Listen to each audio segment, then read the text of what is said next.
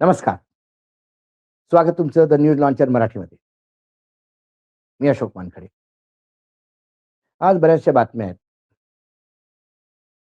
कालच पंतप्रधान नरेंद्र मोदी यांची रॅली कोलकातामध्ये झाली आणि आपण हा पॅटर्न पाहत आलोय 2014 पासून. ज्या राज्यात निवडणुका असतात, त्या राज्यांबद्दल नरेंद्र मोदी आणि अमित शहा यांचं प्रेम एकदम जागून येते आणि मग तिथे लगातार रॅलीज ते करतात. कितीतरी प्रोजेक्ट अगदी वर्षाच्या शेवटी म्हणजे 5 वर्ष संपली त्या सरकारला आणि आता यावर्षी 2026 मध्ये 2-4 महिन्यात तिथे निवडणुका होणार आणि नवीन सरकार येणार. त्याच वेळेला केंद्राला एकदम त्या राज्याबद्दल पुळका निर्माण होतो. मग हजारो करोडचे प्रोजेक्ट तिथे अनाउन्स होतात. तिथे किती प्रोजेक्टचं लोकार्पण होतं. म्हणजे 4-4 साल ते झालेले प्रोजेक्ट थांबवले जातात असं वाटतं. आणि असं वाटतं की बस याच निवडणुकीच्या वेळेसाठी त्याचं लोकार्पण थांबलं जातं. कारण हे इव्हेंटजीवी सरकार आहे. हे इव्हेंटवर जगणारं सरकार आहे केंद्राचं. आणि खासकर नरेंद्र मोदी आणि अमित शहाची ही स्टाईल आहे. त्यामुळे जेव्हा ही रॅली काल झाली, तर त्या रॅलीच्या अगोदर त्या रॅली स्थळावर जाण्यासाठी जेव्हा बी-जे-पीचे कार्यकर्ता निघाले, तर मधात शशी डॉक्टर शशी पांजा या मंत्री आहेत तृणमूल काँग्रेस का. तर त्यांच्या घरासमोर राडा झाला. राडा म्हणजे रिपोर्ट असे येतात, की बी-जे-पीचे वर्कर्स आणि टी-एम-सीचे वर्कर्स समोरासमोर आले. खूप नारेबाजी झाली आणि मग त्या नारेबाजीनंतर तिथे दगडफेक सुरू झाली आणि त्या दगडफेकीमध्ये भाजपचं म्हणणं आहे, की त्यांचे बसे तोडल्या गेल्या, त्यांचे वर्कर्स जखमी झाले, त्यांचा एक नेता जखमी झाला आणि दुसरीकडे टी-एम-सीच्या अनुसार शशी पांड्याच्या घरात लोकं घुसली, त्यांच्या वर्कर्सला मारलं. त्यांचे बरेच लोक जखमी झाले. तिथे पोलीस कर्मी जे सुरक्षा व्यवस्थामध्ये होते ते जखमी झाले. त्यानंतर शशी पांड्याच्या ऑफिसचं रिसेप्शन एरिया पूर्ण तोडफोड केली गेली, काच तोडल्या गेले. ह्या सगळ्या गोष्टी झाल्या. त्या कशामुळे होतात आणि का होतात? बंगालचा इतिहासच हा हिंसक आहे. तसं पाहिलं तर निवडणूकचा इतिहास. जेव्हा काँग्रेसची सरकार होती आणि जेव्हा लेफ्टला तिथे सत्तेत यायचं होतं, त्या अगोदर भयानक हिंसा झाली आणि मग लेफ्ट सत्तेत आलं आणि लेफ्टनी कधीही वामपंथी दलांनी कधीही दुसऱ्याला जवळ फटकू दिलं नाही. त्यानंतर ममता बॅनर्जींनी टी-एम-सी काढली आणि लेफ्टला सत्तेतनं घालवलं. पण त्यासाठी कितीतरी वर्ष रस्त्यावर रक्तरंजित संघर्ष ममताला करावा लागला. आता ममता तिथे सत्तेत आहे. तर त्या ममताला घालवण्यासाठी पुन्हा संघर्ष सुरू झाला असं दिसायला लागतं. एकीकडे बी-जे-पी कुठल्याही प्रकारे बंगाल या निवडणुकीत घ्यायलाच पाहिजे आता नाही तर कधी नाही, या इरेला पेटलेला आहे आणि ममता कुठल्याही हालतीत मी माझा बंगाल देणार नाही, या इरेला पेटलेली आहे. कारण त्यांच्यासुद्धा साठी जीवन मरण्याचा प्रश्न आहे. बी-जे-पी आतापर्यंत निवडणुका ज्ञानेश कुमार नावाच्या टूलकिटनं जिंकतं, हे आपण पाहिलं. आणि आता हे महाराष्ट्र असो, महाराष्ट्रात तर पण आपण पाहिलं की लोकसभेनंतर एकदमच विधानसभेमध्ये मात्र लाडक्या बहिणीमुळे 130 सीट येऊ शकत नाही. हे डिझाइन्ड न ब निर्णय असतात. पहिलेच आपल्याला माहीत असतं की किती सीट येणार आहेत, तर त्याप्रमाणे मग डिझाइन केलं जातं. मग त्यात कितीतरी प्रकार आहेत. तिथे 5 वाजेपर्यंत नंतर झालेलं मतदान किती पर्सेंट असतं. तिथे फेक मतदाता या राज्यातले त्या राज्यात केलेले मतदाता किती असतात. एकदम रात्री-रात्री इतके मतदाता कसे वाढतात. पुन्हा काही मतदाता डिलीट केले जातात. एस-आय-आर हा मोठा एक त्यातलं एक तंत्र आहे. एस-आय-आर नंतर तुम्ही वाचला तर मग आतमधले अधिकारी जे आहेत, डबल इंजिनच्या सरकारमध्ये, ते कसे तिथे खेळ करतात आणि मग शेवटी मतमोजणीपर्यंत हा खेळ चालतो आणि मग भाजप आपल्याला जो पाहिजे तो डिझाइन घेतो. बिहारमधल्या निवडणुका जर आपण पाहिल्या लेटेस्ट, त्या बिहारमधल्या निवडणुकीमध्ये तर अक्षरशः तिथे अमित शहाच्या सभांमध्ये जागा सीट खाली पडलेल्या असायच्या. पेंडॉलच्या पेंडॉल खाली. पंतप्रधानांच्या रोड शोमध्ये स्कूलच्या मुलांना उभं करून हात हलवायला लावावे लागत होते. अशी स्थिती असताना तिथे भरघोस यश जर भाजपला मिळालं, तर मग मतं दिली कोणी? हा प्रश्न आहे. बंगालमध्ये डबल इंजिनचं सरकारने हा फार मोठा प्रॉब्लेम आहे. आणि ज्ञानेश कुमारचं टूलकिट तिथे कमजोर पडतं, जिथे डबल इंजिनची सरकार नाही. कारण तिथले अधिकारी इतके सत्ता पक्षाच्या मांडीवर बसून कामं करू शकत नाहीत किंवा त्यांना करायचंच असलं तर राज्यात सत्ता असलेल्या सत्तेत असलेल्या पार्टीच्या सोबत ते का काम नाही करत. त्यामुळे एस-आय-आर पासून भयानक लढाई जी ममता लढत आहे, त्यानंतर सुद्धा 60 लाख लोकं कमी केलेले आहेत त्या लिस्टमधनं.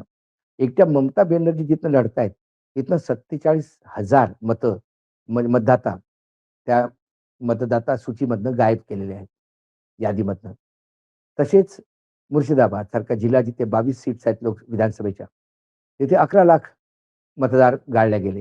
म्हणजे प्रत्येक कॉन्स्टिट्युएन्सीमध्ये 50,000 जवळ आपण असं जर समजलं, तर तुम्हाला कल्पना येईल, की किती सीटमध्ये घोळ होऊ शकतो.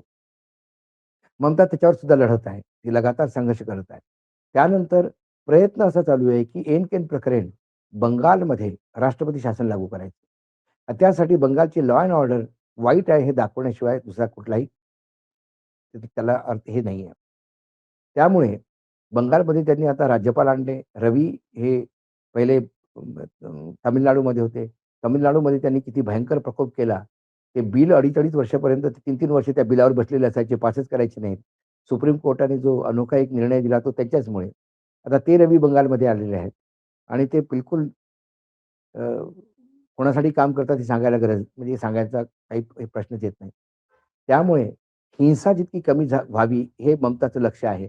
कारण त्यांना राष्ट्रपती राजवट नको आणि हिंसा किती वाढावी हे बहुतेक विरोधकांचं लक्ष असू शकतं. कारण तेव्हाच राष्ट्रपती शासन लागू होऊ शकतं. राष्ट्रपती शासन लागू झालं की ममताला जाणवत आहे. परंतु 60,00,000 मतदाता गेल्यावरही ना ममता बॅनर्जीला सुप्रीम कोर्ट न्याय देऊ शकला, ना निवडणूक आयोगाचाच प्रश्न सुटत नाही. त्यामुळे ममताची सीट फार धोक्यात आहे. म्हणजे ममता सरकार फार धोक्यात आहे असं वाटतं. त्यामुळे इरेला पेटल्यावर ज्याप्रमाणे तो आपला जीव वाचवण्यासाठी किंवा सरकार वाचवण्यासाठी शेवटचा अटेम्प्ट आहे. कारण एक वेळा ममता सत्तेतनं बाहेर गेली, तर पुन्हा सत्तेत येणार नाही. एवढं पण नक्की एवढी व्यवस्था हे दिल्ली करून ठेवेल याची गॅरंटी आहे. त्यामुळे ममता अभी नहीं तो कभी नहीं म्हणून पूर्णपणे इरेला पेटलेली आहे आणि मग यातनंच होतो संघर्ष आणि तोच संघर्ष मागच्या रॅलीत दिसायला लागला. असंच जर चालू झालं, तर असा संघर्ष कितीतरी ठिकाणी दिसेल आणि बंगालच्या निवडणुकी होता किती लोकांचं रक्त सांडेल याचं काही सांगता येत नाही. दुसरं एक राज्य आहे आसाम. आसाममध्ये सुद्धा भाजपा सत्तेत आहे, डबल इंजिनचं सरकार आहे. पण काँग्रेस पूर्ण ताकद झोकून आहे. प्रियंका गांधीला त्यांनी आसाममध्ये आणलं आणि गौरव गोगोई हे पूर्णपणे तिथे त्यांनी इतकं जनजागरण केलं, की ते आता हेमंत विश्व शर्मा जे मुख्यमंत्री आहेत, त्यांना ते भारी पडतायत. हेमंत विश्व शर्मा हे काँग्रेसमधनं गेलेले बीजेपीचे मुख्यमंत्री. परंतु हिंदुत्वाच्या नावाखाली ते योगी आदित्यनाथपेक्षाही जास्त वरचढ झालेले दिसतात. त्यामुळे त्यांना ही सीट टिकवायची होती आणि आता आनंद म्हणजे त्यात काय म्हणायचं ते जोकच झाला तिथे एक फार मोठा, की आसाममध्ये 126 सीट्स आहेत. 64 सीटवर मेजॉरिटी येते. मागच्या वेळेला बीजेपीला 67 सीट मिळाल्या. त्यांच्या बाकी दलांना मिळून त्यांच्या 86 सीट आहेत एन-डी-एच्या आणि इंडिया गठबंधनकडे मात्र 25 आहेत. त्यात 22 काँग्रेसच्या आहेत आणि ए-आय-यू-डी-एफ ही जी पार्टी आहे लोकल त्याला 15 म्हणजे मुस्लिमांची पार्टी आहे त्याला 15 सीट्स मिळाल्या. त्यानंतर जोरहाट ही लोकसभा क्षेत्र आहे, जिथे गौरव गोगोई निवडून आले काँग्रेसचे. पण 2025 मध्ये मेमध्ये जिल्हा परिषदच्या निवडणुका झाल्या.